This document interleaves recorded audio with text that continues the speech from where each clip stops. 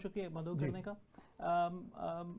Technology एक बड़ा major reason है। मैं अगेन ये समझता हूँ कि एग्रीकल्चर रेवोल्यूशन, इंडस्ट्रियल रेवोल्यूशन के बाद अब जो डिजिटल रेवोल्यूशन आई है और इसमें स्पेशली जो एआई का पार्ट आ रहा है, इसके अंदर हम बड़ी तेज़ी से डिसरप्ट कर सकते हैं।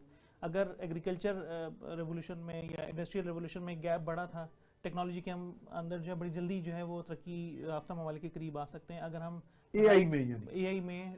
अच्छा, इसका जेस्टेशन पीरियड भी कम है, शायद जल्दी बच्चा पढ़ के और बिल्कुल ऐसा ही है, ट्रेन होके फील्ड में आ सकता है। रिसर्च के लिए तो ज़्यादा टाइम चाहिए, लेकिन अगर पीएचडी रिसर्च भी देखा जाए तो शेल्फ लाइफ पीएचडी के भी 6 साल कही जा रही है कई फील्ड में, और टेक्नोलॉजी में तो शायद और भी कम है। तो यकीनन रिसर्च एंड डेवलपमेंट का अपना एक फेज़ है, लेकिन हम एक जो हमारी मैन पावर, जो आपने भी कहा कि हमारे पास एक बहुत बड़ा रिसोर्स है, उसे हम यूज़ कर सकते हैं और क्विकली कर सकते हैं। सिर्फ बात प्रायोरिटीज़ की है, फोकस करने की उन एरियाज़ पे।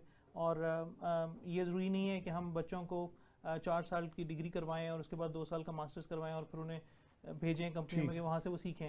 हम उन्हें हाई स्कूल के साथ ही ट्रेन कर सकते हैं और वो इम्प्लीमेंटेशन स्टार्ट कर सकते हैं। ये बड़ा अच्छा आइडिया कि हाई स्कूल के साथ साथ ही, यानी हाई स्कूल में भी वोकेशनल साथ आपका एक सब्जेक्ट कर सकते हैं। इसमें मैं डॉक्टर साहब का भी लूंगा भी। अच्छा, और इसके अंदर अभी डॉक्टर साहब से बात हो रही थी, रोमांस गोज टू फाइनेंस ना, तो एक लोगों में जब एक प्यार पैदा होगा जो वो चीज़ हासिल करना चाहते हैं, या एक आइडियल सिचुएशन उनकी बनेगी कि मैं ये करके आगे बढ़ सकता हूँ, तो उस रोमांस को कन्वर्ट करना है फाइनेंस के। उन्हें एंटरप्रेन्योरशिप भी सिखानी है, ठीक, उन्हें टेक स्टार्टअप का भी बताना है, उन्हें जो अच्छे टेक स्टार्टअप दुनिया में बने वो कैसे बने, यूनिवर्सिटियों के जरिए बने हैं या इदारों ने उन पे इन्वेस्टमेंट। वो 6 स्टार्टअप के हैं, यानी ब्रीफली बताया जा सकता है।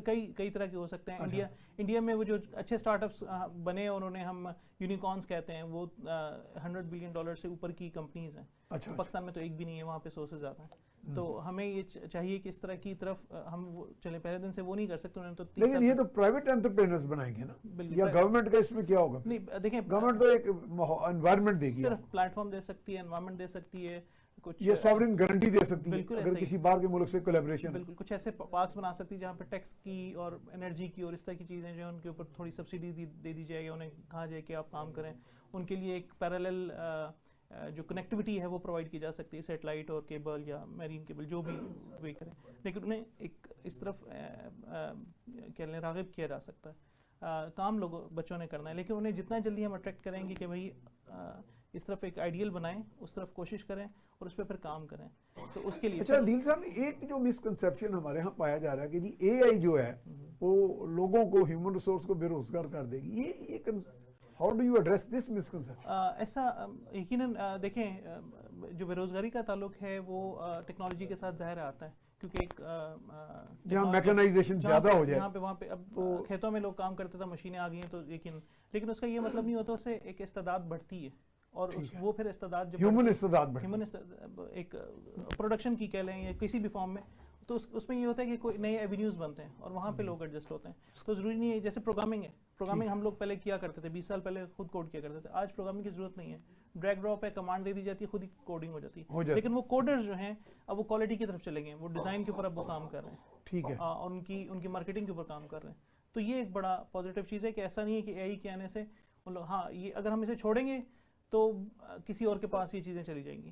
तो हमें चाहिए कि अपनी जो लोकल नीड्स हैं, कीप द पेस रखना पड़ेगा। इसमें हम अब रुकना नहीं है, हमने ना कीप द पेस नहीं, बल्कि हमें मजीद आगे बढ़ना। मेरा ख्याल है कि हम 15 से 20 साल पीछे हैं। अगर हम इंडिया के साथ ही मवाजना करें तो हम उनसे 15-20 साल पीछे हैं। और किसी कंट्री से, बांग्लादेश वगैरह, उनसे भी पीछे, उनसे कई कंट्री से पीछे हैं। लेकिन ये बांग्लादेश ने कुछ जो कह लें कि एमएलगेम जो थी ना, कनेक्टिविटी वाली फील्ड थी, जैसे टेक्सटाइल की टेक्नोलॉजी, जैसे इंफ्रास्ट्रक्चर की टेक्नोलॉजी,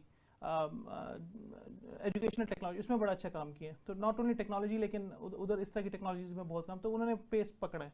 हमें ज़्यादा आगे बढ़ने की ज़रूरत है। अगर बाकी लोग एक पेस से चढ़ रहे हैं तो हमें ज़्यादा आगे बढ़ना पड़ता है ताकि हम उनके मुकाबले में आ सकें। अगर हम उसी पेस पे चलेंगे तो डिफरेंस वही रहेगा, बल्कि शायद बढ़ता जाए।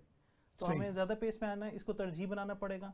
एजुकेशन के ऊपर हम वैसे ही कम बजट देते हैं, टेक्नोलॉजी के ऊपर और भी कम रह जाता है, और फिर बाहर से या हम जो पब्लिक प्राइवेट पार्टनरशिप है या एजुकेशन और इंडस्ट्री की पार्टनरशिप है, उसको हम उस पर इन्वेस्ट करने की ज़रूरत है। सही बात, ताकि लोगों के लिए कुछ आइडियलाइज सिचुएशन बने, उनके हीरोज़ बने, उनको वो फॉलो कर सके। हमारा बच्चा जो है आज किसको फॉलो कर रहे हैं, मैं अक्सर देखता हूँ, मैं बुरा नहीं मनाता, वो तो डायरेक्शन लेस है बेचारा, वो तो अंगूठियां पहनी होती हैं, रोल मॉडल कोई नहीं है, रोल मॉडल कोई नहीं, असल प्रॉब्लम ये सामने कोई मॉडल ही नहीं। मैंने जो देखा सर उसमें ये कि बच्चों ने अंगूठियां पहनी हुई 4-4 पत्थरों की, लंबे बाल रखे हुए हैं, बाल, दैट्स गुड, अपना एक स्टाइल है, अच्छा फैशन होना चाहिए, लेकिन अनफॉर्चुनेटली उनका जो रोल मॉडल है वो वही है जो कि अंगूठे पहन के अपनी एक रोड के ऊपर डायरेक्टेड टुवर्ड्स अ डेस्टिनेशन, कोई ऐसी हमें चाहिए कोई टेक्नोलॉजी, जैसे मार्क ज़करबर्ग एक हीरो बना के स्टार्टअप्स के लिए, या एलॉन मस्क जो है वो भी इन्फ्लुएंस कर रहा है कई और लोगों को।